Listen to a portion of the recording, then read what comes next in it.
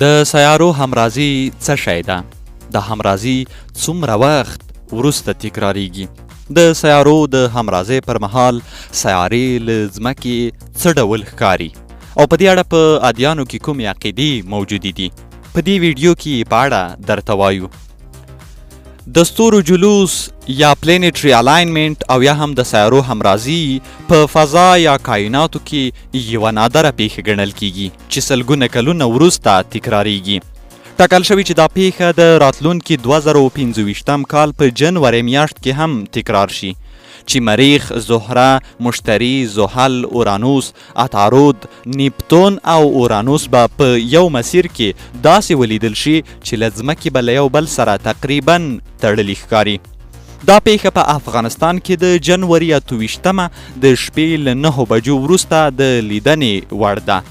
د ستورو جلوس یا سیاروي همرازي په دوه ډوله ویشل کیږي، یو ته یې نیمه او بل ته یې بشپړه همرازي یا پلینټري الاینمنټ وایي.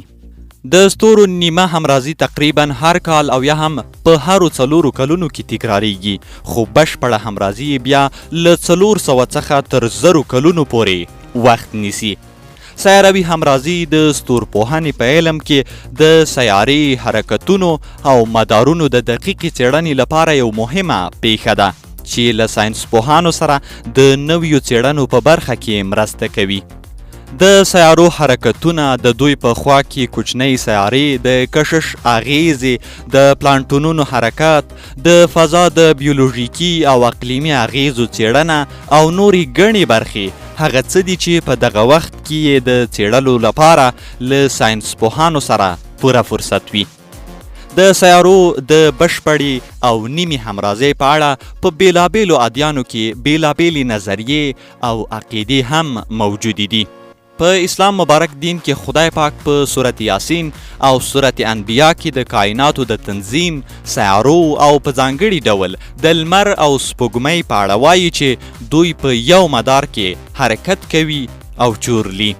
مسیحیان بیا د سیارو نیمه یا بشپړه همرازي د کائناتو پای ګڼي او دوی باور لري چې قیامت رانږدې کیدونکی دی او عیسی علیه السلام به ځمکې ته راښکته شي.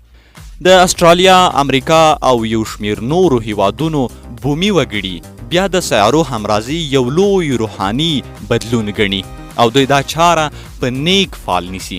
خو زیات چینایان بیا په دې عقیده دي چې د سیارو همرازي د کائناتو د نظم ساتلو لپاره رامنځته کیږي او د دوی په عقیده د ین او یانګ ځواک ترمنځ نظم او منظم تقسیم هم بلل کیږي.